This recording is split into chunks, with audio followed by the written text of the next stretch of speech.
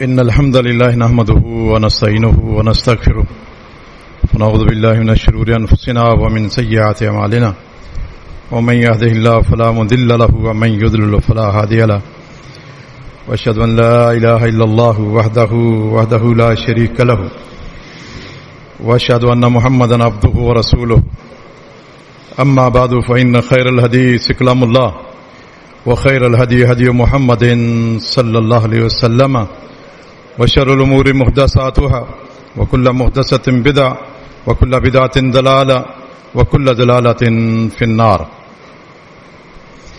اللهم صل على محمد وعلى آل محمد كما صليت على إبراهيم وعلى آل إبراهيم إنك حميد مجيد.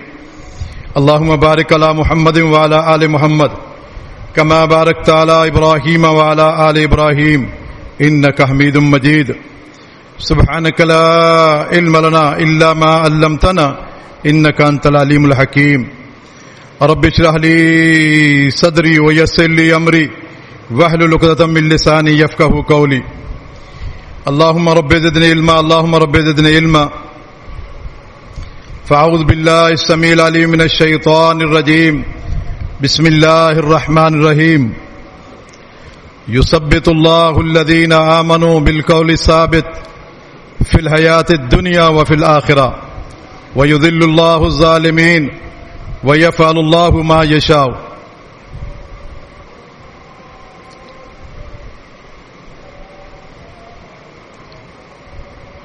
دنیا میں جتنی بھی اہم چیزیں ہیں ان سب چیزوں کا ایک آغاز ہوتا ہے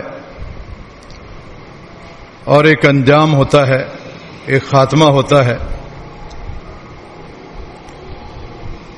بالعموم ہم روزمرہ کی زندگی میں دیکھتے ہیں اور سمجھتے ہیں کہ اگر کسی چیز کا آغاز اچھا ہے اور اس کا انجام اور خاتمہ اچھا نہیں ہے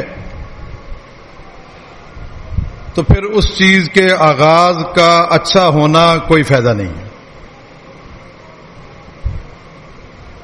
جیسے نوجوان بیٹھے ہوئے ہیں، وہ سب جانتے ہیں کہ اگر کھیل میں، میچ میں ٹیم اگر شروع میں اچھی کھیل رہی ہے، آغاز اچھا ہے، لیکن اس کھیل کا اینڈ جو ہے وہ اچھا نہیں ہے، ہار ہے، جیتے نہیں ہے، تو پھر شروع میں اچھا کھیلنے کا کوئی فائدہ نہیں ہے. اسی طرح ایک طالب علم جو ہے وہ اسکول میں داخل ہوتا ہے، بڑی محنت کرتا ہے، بڑا پڑھتا ہے، دن رات ایک کرتا ہے، لیکن جب وہ کمرہ امتحان میں جاتا ہے وہ ساری چیزیں اس کے ذہن سے واش ہو جاتی ہیں اور خالی پیپر دے کے آتا ہے، تو اس کا شروع میں محنت کرنے کا کوئی فائدہ نہیں ہوگا. اسی طرح ہم دیکھتے ہیں دنیا میں بڑے شوق سے ہر نوجوان شادی کرتا ہے اور شادی میں بڑی خوشیاں ہوتی ہیں، بڑی شان و شوکت سے شادی ہوتی ہے، بڑی محبتوں اور چاہتوں سے شادی ہوتی ہے اور بڑے ہی تمتراک کے ساتھ شادیاں ہوتی ہیں. لیکن اگر اس شادی کا اینڈ طلاق اور خلا ہو تو اس کے شروع میں خوشیوں کا کوئی فائدہ نہیں. اس کو خاتمہ کہتے ہیں، اس کو اینڈ کہتے ہیں، اس کو رزلٹ کہتے ہیں. جس طرح روزمرہ کی چیزوں میں ہم دیکھتے ہیں کہ خاتمے کی اہمیت ہے، اسی طرح ہماری یہ پوری زندگی ہے. اس زندگی کا اینڈ کیا ہے؟ اچھا ہے یا برا ہے؟ صحیح بخاری اور مسلم میں محمد الرسول اللہ صلی اللہ علیہ وسلم کا فرمان ہے، ان الرجل لا يعمل بعمل اہل الجنہ، ایک بندہ جنت والے کام کرتا رہتا ہے، وہ نمازیں پڑھتا ہے، وہ روزے رکھتا ہے، وہ صدقات اور خیرات کرتا ہے، وہ مسجدیں بناتا ہے، وہ حج کرتا ہے، وہ عمرے کرتا ہے، وہ نیکی کا ہر کام کرتا ہے، جنت کی اشارہ پر گامزن ہے، لا یعمل بعمل اہل الجنہ، بس پھر کیا ہوتا ہے؟ لا یبقى بینہ بینہا الا ذراع، نیکیاں کرتے کرتے وہ شخص جو ہے وہ جنت کے دھانے پر پہنچا ہوتا ہے، اتنا فاصلہ رہ گیا کہ بس ایک ہاتھ اس کے اور جنت کے درمیان ایک ہاتھ کا فاصلہ ہے، ایک آدمی نیکی کرے جنت میں چلا جائے گا، لیکن وہاں پہنچ کر فَيَسْبِقُ عَلَيْهِ الْكِتَابُ، نوشتہ تقدیر اس پر غالب آ جاتا ہے، وہاں پہنچ کر وہ ایک غلط یو ٹرن لیتا ہے، ایک غلط موڑ مڑتا ہے، ایک غلط عمل شروع کر دیتا ہے، فَيَعْمَلُ بِعَمَلِ أَهْلِ النَّارِ فَيَدْخُلُهَا، پھر وہاں جب یو ٹرن غلط لیتا ہے، غلط کام کرنا شروع کر دیتا ہے، برائی کا کام کرتا ہے، بس اس برائی پر ہی اس کا خاتمہ ہو جاتا ہے، وَيَدْخُلُهَا، وہ جہنم میں داخل ہو جاتا ہے۔ آپ صلی اللہ علیہ وسلم کا فرمان ہے صحیح بخاری اور مسلم میں، ان الرجل لا يعمل بعمل اہل النار، ایک بندہ برے کام کرتا ہے، برے کام کرتا رہتا ہے، ڈاکے مارتا ہے، چوریاں کرتا ہے، گینگ وار کے ساتھ گھومتا ہے اور بہت برے کام کرتا ہے، یہ سمجھو کہ وہ جہنم کی اشارہ پر گامزن ہے، جہنم کی طرف اپنا سفر جو ہے وہ طے کر رہا ہے، طے کرتے کرتے وہ بندہ پھر کیا کرتا ہے؟ پھر وہاں سے فَيَعْمَلُ بِعَمَلِ أَهْلِ الْجَنَّةِ فَيَدْخُلُهَا، فَيَسْبِقُ عَلَيْهِ الْكِتَابُ، نوشتہ تقدیر اس پہ غالب آ جاتا ہے، پھر وہاں سے وہ ایک اچھا یو ٹرن لیتا ہے، اچھا یو ٹرن لیتا ہے، وہ پھر نیکی کرنے لگ جاتا ہے، نیکی کرتے کرتے اسی پر اس کا خاتمہ ہوتا ہے، وہ جنت میں چلا جاتا ہے۔ زندگی کا آغاز کیسا بھی ہو، اینڈ اگر اچھا ہے تو پھر سمجھو اچھا ہے۔ انما الاعمال بالخواتیم، آپ صلی اللہ علیہ وسلم کا فرمان ہے کہ لوگوں تمہارے اعمال کا دار و مدار خاتمے پر ہے، اینڈ کس پر ہوا ہے؟ آپ صلی اللہ علیہ وسلم کا فرمان ہے فَإِنَّ اللَّهَ إِذَا أَرَادَ بِعَبْدٍ خَيْرًا اسْتَعْمَلَهُ، جب اللہ تعالیٰ کسی بندے کے ساتھ خیر کا ارادہ کر لیتا ہے، بھلائی کا ارادہ کر لیتا ہے، استعملہ، اللہ اس کو کام پہ لگا دیتا ہے۔ صحابہ اکرام نے پوچھا اللہ کے نبی صلی اللہ علیہ وسلم یہ کام پہ لگانے کا کیا معنی ہے؟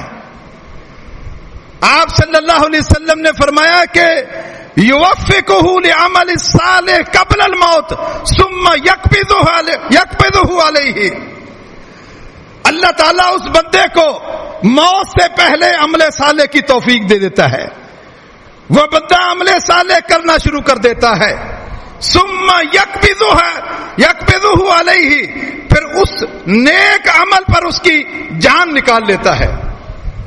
یہ ہے اللہ تعالیٰ کا بندے کے ساتھ خیر والا ارادہ کرنا۔ جب کسی کے ساتھ اللہ تعالیٰ بھلائی کا ارادہ کرتا ہے اس کو عمل صالح کی توفیق دیتا ہے موت سے پہلے۔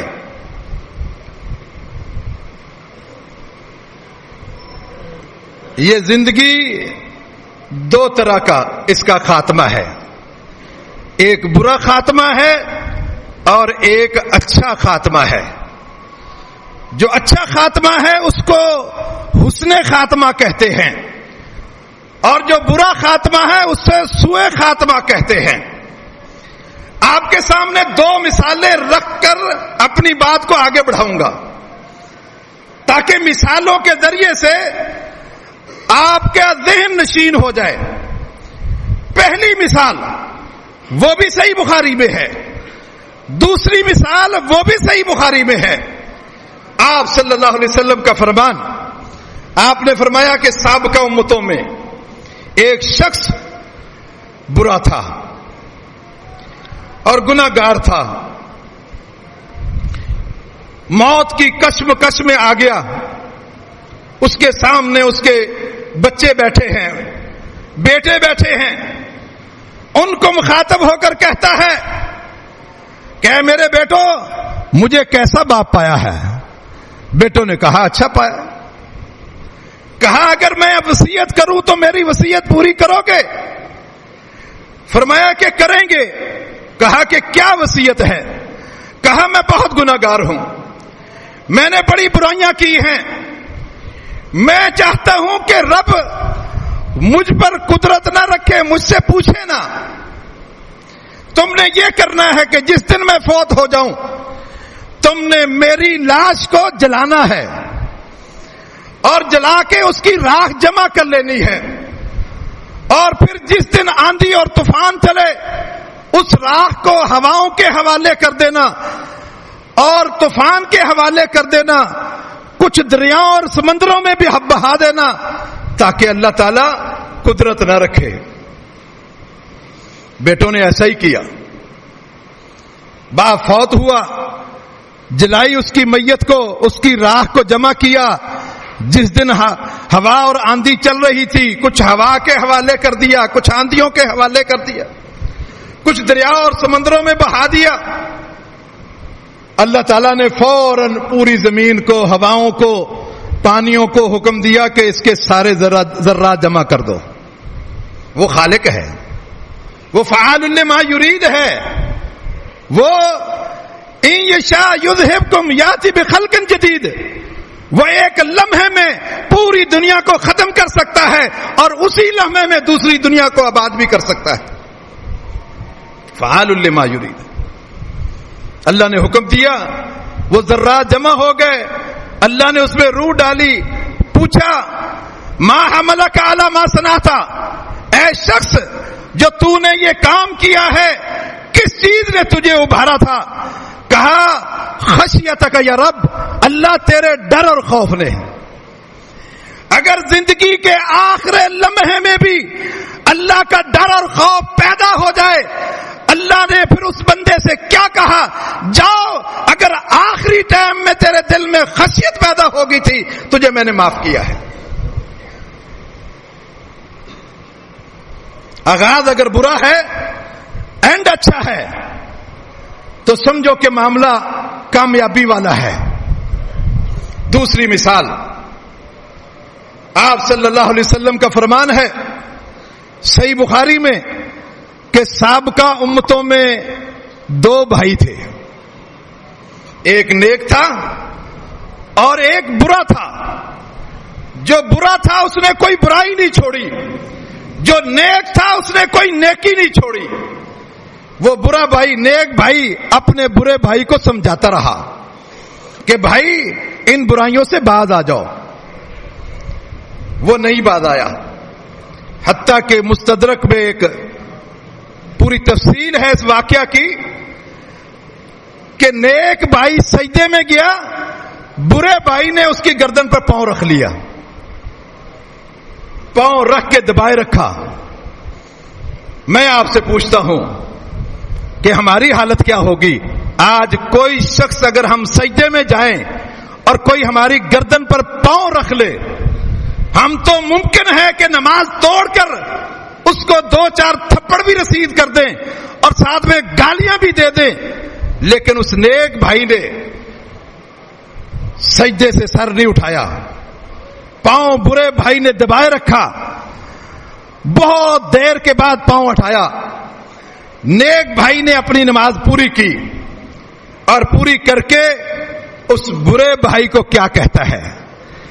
کہتا ہے واللہ لا یغفر اللہ لک، اللہ کی قسم کھا کے کہتا ہوں بھائی تو نے پہلے جو بھی جرم کیا اللہ کی قسم کھا کے کہتا ہوں آج جو تو نے جرم کیا ہے اس کی وجہ سے اللہ تجھے نہیں بخشے گا، نہیں بخشے گا۔ اللہ تعالیٰ نے اس دور میں جو پیغمبر تھا اس کو وحی کر کے پیغام بھیج دیا کہ من الذی تعالی علیہ، یہ کون شخص ہے جو مجھ پہ قسمیں کھا رہا ہے کہ میں اس کو نہیں بخشوں گا، جاؤ اس کو جا کر بتا دو کہ میں نے اس کو تو بخش دیا ہے اور تیرے اس ایک جملے کی وجہ سے تجھے جہنم میں ڈال رہا ہوں۔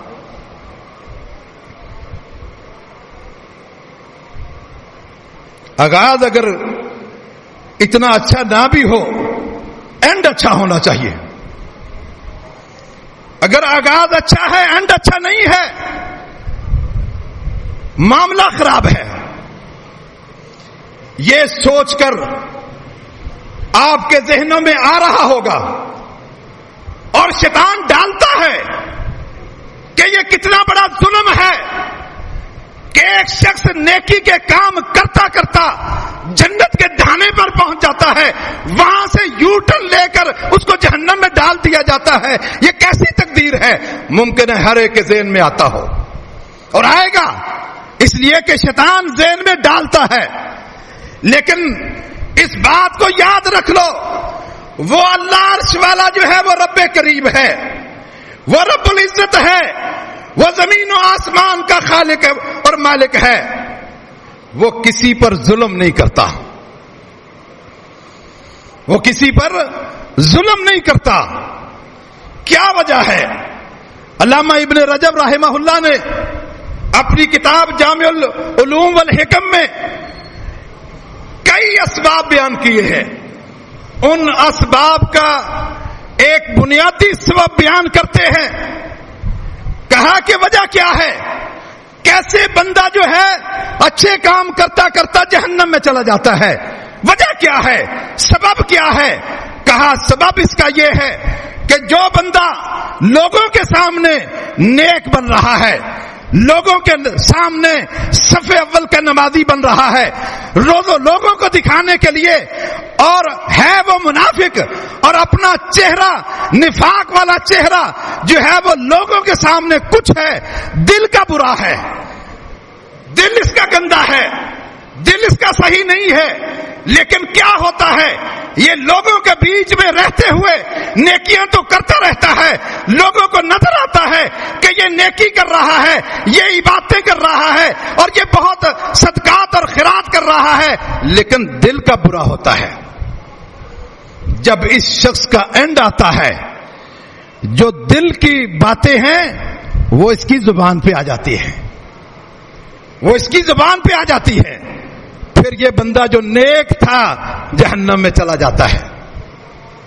فرمایا کہ وہ دوسرا بندہ، اس کا اٹھنا بیٹھنا برے لوگوں کے ساتھ ہو گیا، وہ برا بن گیا، وہ چوروں اور ڈاکوؤں کے ساتھ بیٹھتا رہا، وہ گینگ وار کا ایک حصہ بن گیا، ان کے ساتھ چلتا رہا، اور لیکن جب دن بھر ان کے ساتھ چلتا ہے، رات کو جب آتا ہے روتا ہے کہ میں نے کون سا راستہ اختیار کر لیا، لیکن اس راستے کو چھوڑنا مشکل ہو جاتا ہے۔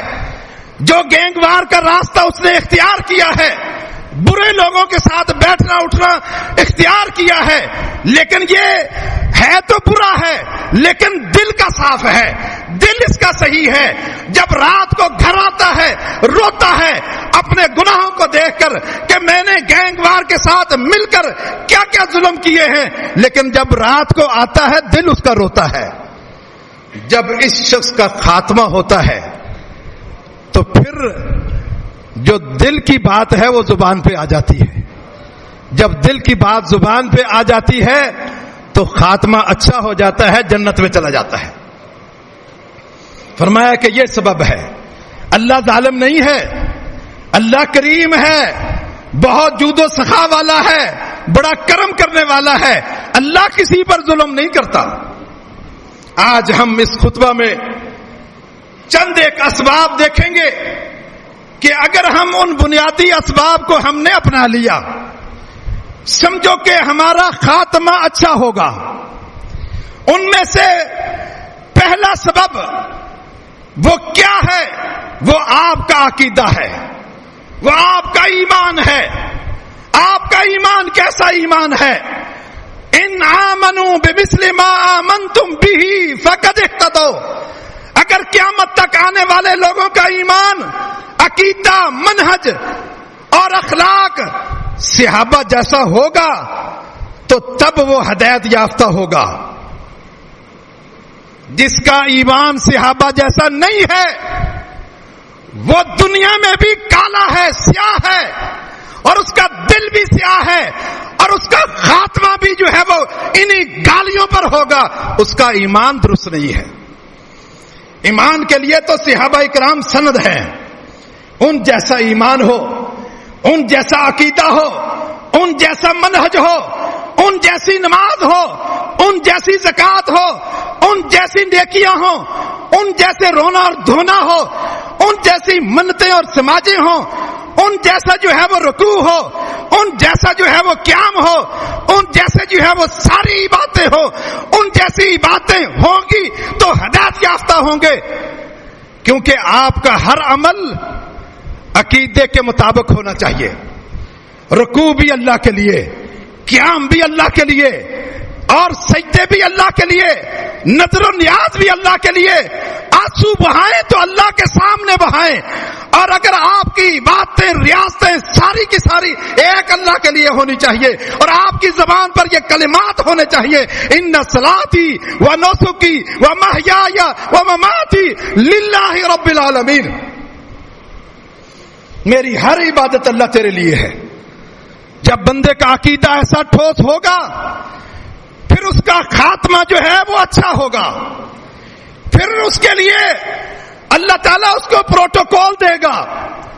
سعد بن معاذ رضی اللہ تعالیٰ عنہ انصاری صحابی ہے، کیا اس کا پروٹوکول ہے؟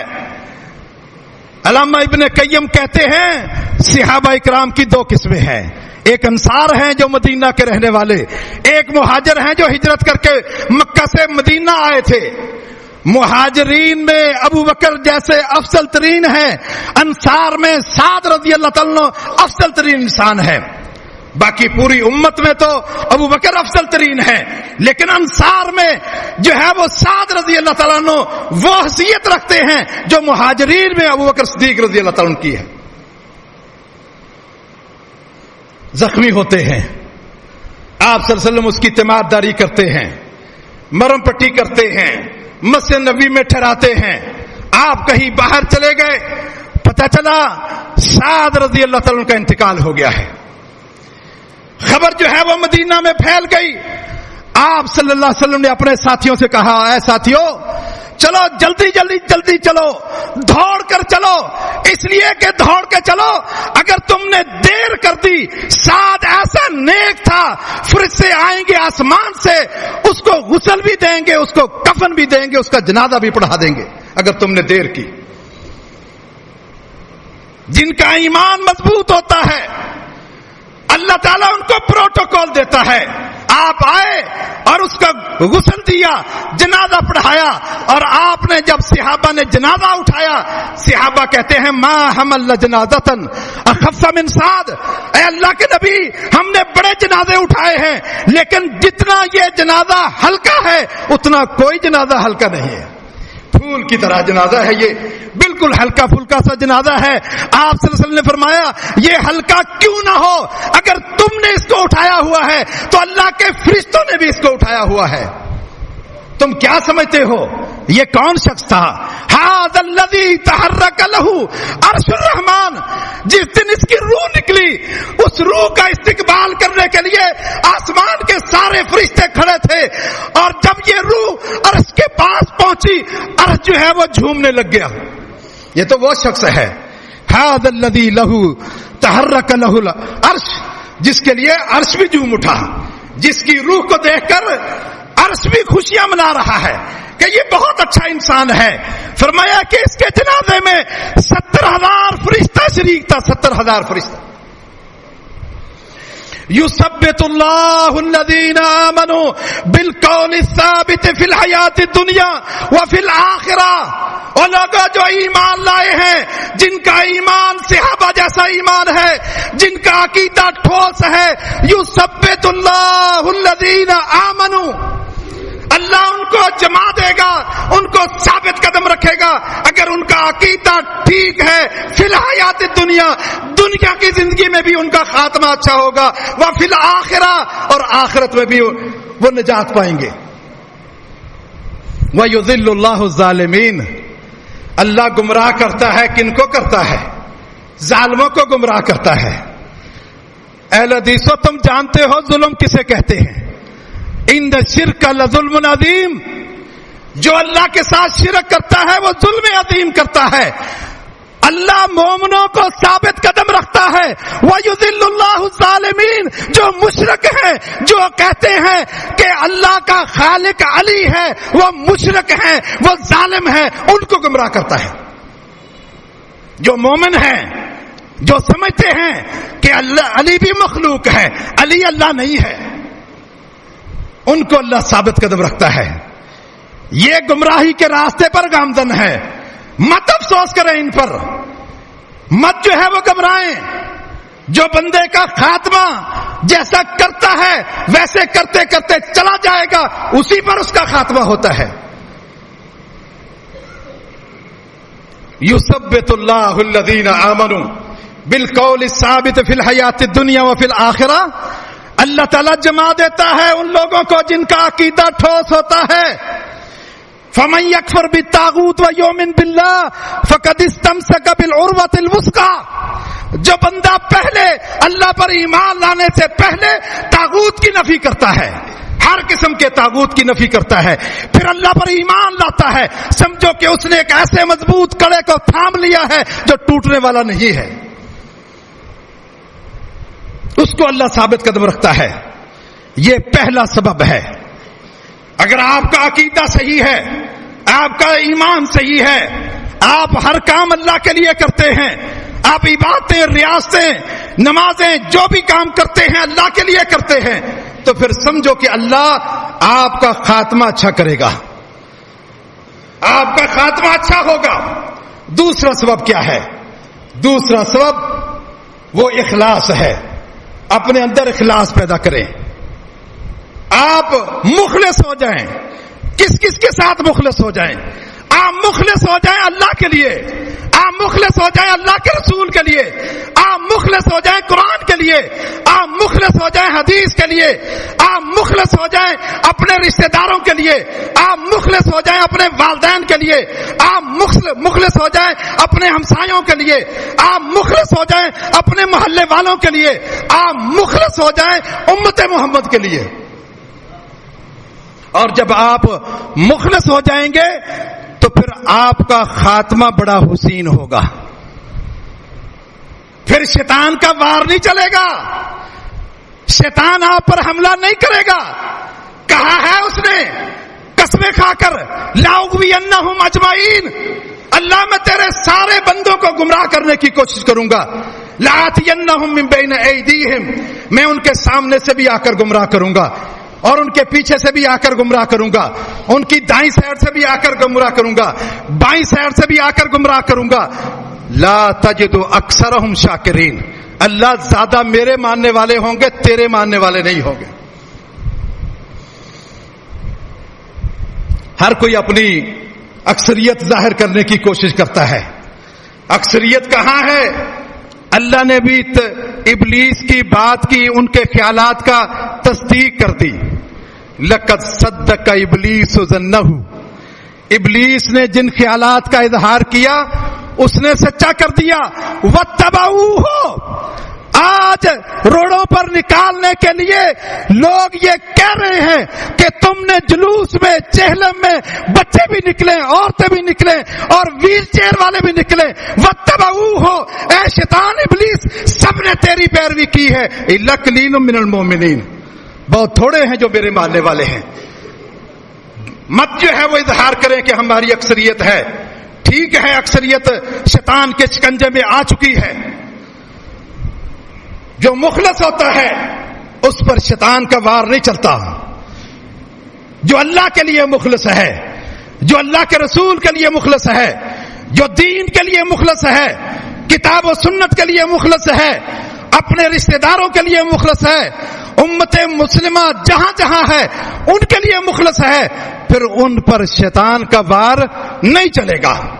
آپ کا ایک صحابی، آپ کا ایک عظیم صحابی جنگ میں شریک ہوا، مال متاع، مال غنیمت آپ تقسیم کر رہے ہیں، آپ سب کو دے رہے ہیں، مٹھیاں بھر بھر کے سامان دے رہے ہیں. جب وہ صحابی آیا اس نے کہا اللہ کے نبی متباتو کا لہذا، میں نے یہ مال لینے کے لیے آپ کی پیروی نہیں کی، آپ کے ہاتھ پر بیعت اس لیے نہیں کی کہ مجھے مال دیا جائے. وتباتو کا لکئی ارما ہا ہونا فاشارہ الی عنقہ، کہا میں نے تو کلمہ اس لیے پڑھا ہے، آپ کے ہاتھ پر بیعت اس لیے کی ہے تاکہ دشمن کا تیر یہاں لگے، یہاں، اور میں شہید ہو جاؤں. آپ صلی اللہ علیہ وسلم نے اپنے صحابہ کو مخاطب ہو کر کہا اے میرے صحابہ اکرام سن لو، ان کان صادقا فصدقہ اللہ، اگر یہ میرا صحابی سچا ہے تو اللہ تعالیٰ اس کی سچائی پوری خلقت پر ظاہر کر کے چھوڑے گا. اگلے مارکے میں شریک ہوتا ہے، بڑی گمسام کی لڑائی ہوتی ہے اور جنگ چھڑ جاتی ہے اور مجاہدین کی لاشوں کو دیکھا جا رہا ہے. دیکھا اس مجاہد کی بھی لاش پڑی ہوئی ہے زمین پر، صحابہ اکرام بھی دیکھ رہے ہیں اور آپ صلی اللہ علیہ وسلم بھی بغور اس صحابی کو چیک کر رہے ہیں. دیکھا کہ تیر اسی جگہ پوست تھا جہاں اس نے اشارہ کر کے کہا تھا. آپ نے فرمایا کہ یہ میرا صحابی سچا تھا اور اس کی سچائی کو اللہ نے پوری دنیا پر ظاہر کر دیا ہے. کہا دیکھو اس کے سامان میں کوئی کپڑا ہے، چادر ہے، اس میں اس کو کفن دیں. یہ اس نے مال نہیں لیا تھا، شاید یہ مالدار ہو، کھاتے پیتے گھرانے سے ہو. جاؤ اس کے سامان سے دیکھو کوئی اگر چادر ہے اس میں اس کو کفن دیں. ایک تھیلا لایا گیا، انڈیلا تو اس میں ایک ہی چادر تھی، ایک ہی چادر تھی. آپ نے فرمایا اس عظیم مجاہد کو اسی کی چادر میں جو ہے وہ کفن دے دو. اور جب کفن دے رہے تھے سر ڈھانپتے تھے، پاؤں ننگے ہو جاتے، پاؤں ڈھانپتے سر ننگا ہو جاتا. اس پورے منظر کو اللہ کے نبی دیکھ رہے تھے. فنادى جبته، آپ نے اپنا جبہ مبارک اتارا اس عظیم مجاہد کو جو سچا تھا، جس کی سچائی کو اللہ سب پر ظاہر کر دیا. اپنا جبہ مبارک اتار کر اس میں کفن دیا. اور پھر اللہ سے آپ نے کیا کہا؟ اللہ میں نے تو سب کے لیے یہی حکم دیا تھا کہ جب بھی کوئی شہید ہو تو یہ جملہ کہیں کہ انشاءاللہ وہ شہید ہے.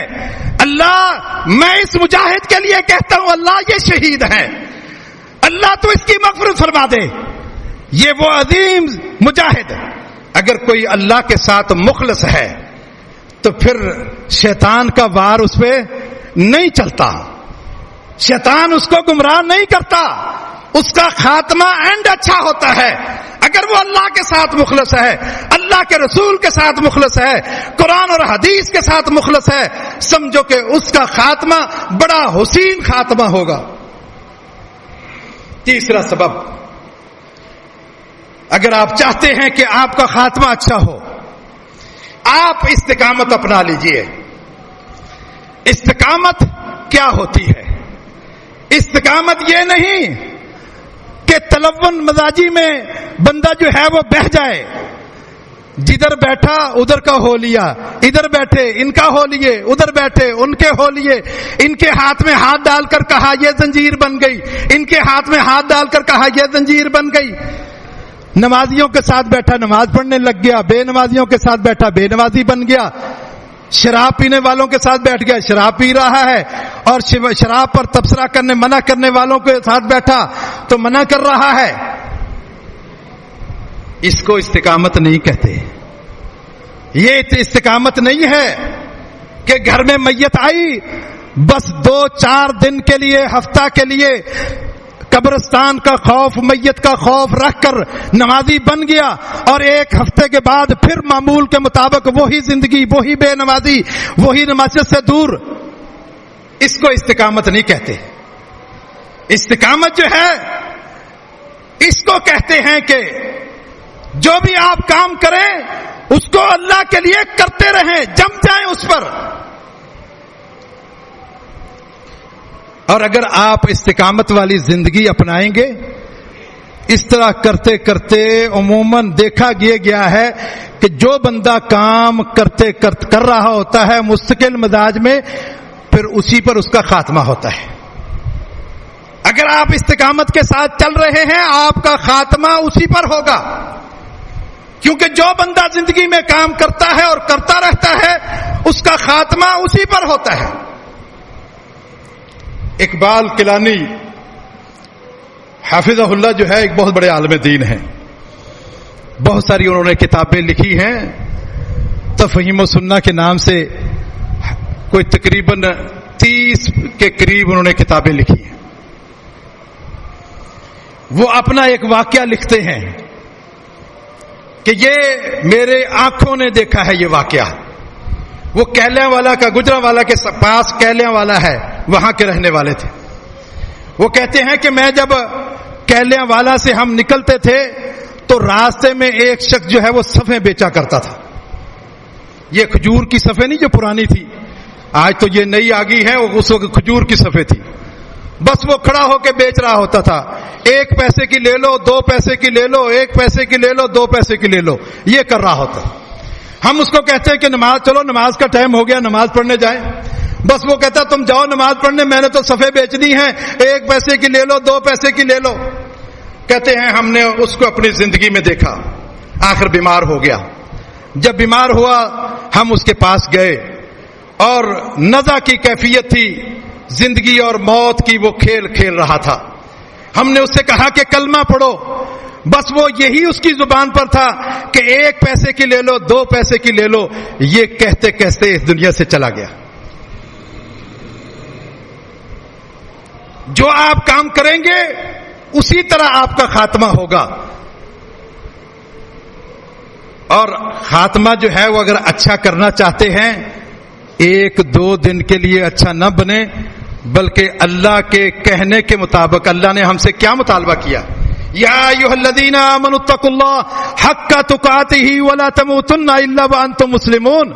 اے ایمان والو، تم اللہ سے ڈرو جس طرح اس سے ڈرنے کا حق ہے۔ اللہ تیرے سے ڈرنے کا حق کیا ہے؟ کہا پیغام اجل کا کسی کو نہیں پتا کہ موت کب آنی ہے۔ میرا مطالبہ تم سے یہ ہے کہ ولا تموتن الا وانتم مسلمون، تمہیں موت آئے تو اسلام پر آئے۔ جب پیغام اجل کا ہی نہیں ہمیں پتا کیا بانی ہے، موت کا پتہ ہی نہیں ہے، تو پھر ہر وقت ہم مسلمان اسلام والے کام کریں گے تو موت آئے، تو پھر اسلام کی موت ہے۔ یہ رب کا مطالبہ ہے کہ 1-2 دن کے مسلمان نہ ہو۔ اتقوا اللہ حق تقاتہ، اللہ سے ڈرو جس طرح اس سے ڈرنے کا حق ہے۔ ولا تموتن الا وانتم مسلمون، موت آئے تو اسلام پر آئے۔ یثبت اللہ الذین آمنوا بالقول الثابت فی الحیات الدنیا وفی الآخرہ۔ اللہ تعالیٰ جما دیتا ہے ان لوگوں کو جو مومن ہے، جن کا عقیدہ صحیح ہے، بالقول ثابت، قول ثابت کے ساتھ، کلمہ لا الہ الا اللہ کے ساتھ، فی الحیات الدنیا وفی الآخرہ، دنیا میں بھی اور آخرت میں بھی۔ اور گمراہ کس کو کرتا ہے؟ ظالموں کو کرتا ہے۔ یفعل اللہ ما یشاء، وہ اپنی مرضیوں کا مالک ہے، جو جو کرتا ہے وہ بہتر کرتا ہے۔ ان الذین قالوا ربنا اللہ ثم استقاموا، وہ لوگ جو ربنا اللہ کہہ دیتے ہیں ثم استقاموا، اور پھر اس پہ استقامت رکھتے ہیں۔ ان الذین قالوا ربنا اللہ ثم استقاموا، جو ربنا اللہ کہہ دیتے ہیں کہ ہمارا رب اللہ ہے، پھر اس پہ جم جاتے ہیں، ڈٹ جاتے ہیں، پھر کیا ہوتا ہے؟ پھر عام انسانوں کی جان نکالنے کے لیے صرف ملک الموت آتا ہے، اور اس بندے کی جو استقامت کی زندگی گزار کے جا رہا ہے، اس کے لیے صرف ملک الموت نہیں آتا بلکہ ملک الموت کے ساتھ اور بھی فرشتے آتے ہیں. الذین تتوفاہم الملائکۃ الطیبین. جب فرشتے اس بندے کی جان نکالنے کے لیے آتے ہیں کیا کہتے ہیں؟ یقولون سلام علیکم، تم پر سلامتی ہو. حافظ ابن کثیر نے اس کا معنی کیا کیا؟ کہا اس کے معنی تین ہو سکتے ہیں. پہلا معنی یہ کہ فرشتے آ کر اس کو سلام کرتے ہیں، یا اس کا معنی یہ ہوتا ہے کہ تم پر سلامتی ہو، تم نے سلامتی والی زندگی گزاری.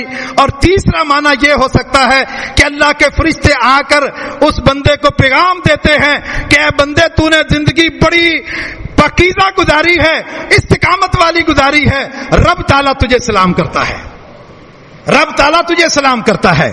ادخلوا الجنت بما کنتم تعملون، جو تم نے عمل کیے ہیں ہم مبارک دیتے ہیں، تو جنت میں چلا جا. اللہ تخافوا، اب تجھے خوف کرنے کی ضرورت نہیں، ہم تیری جان نکالنے والے ہیں، بڑی پیار سے جان نکالیں گے، تجھے تکلیف نہیں ہونے دیں گے، اور ساتھ ساتھ تمہیں گارنٹیاں دیتے ہیں. اللہ تخافوا، اب تجھے عذاب قبر سے ڈرنا نہیں چاہیے، اب تجھے جو ہے وہ پل صراط سے ڈرنا نہیں چاہیے، اب تجھے 50,000 سال کے دن سے ڈرنا نہیں چاہیے. اللہ تخافوا، کوئی خوف نہیں ہوگا تجھے. ولا تحزنوا، اور تو اب غم بھی نہ کھا، تیری اولاد کا کیا بنے گا، تیری جائیداد کا کیا بنے گا، تیرے بچوں کا کیا بنے گا، یہ غم بھی نہ کر.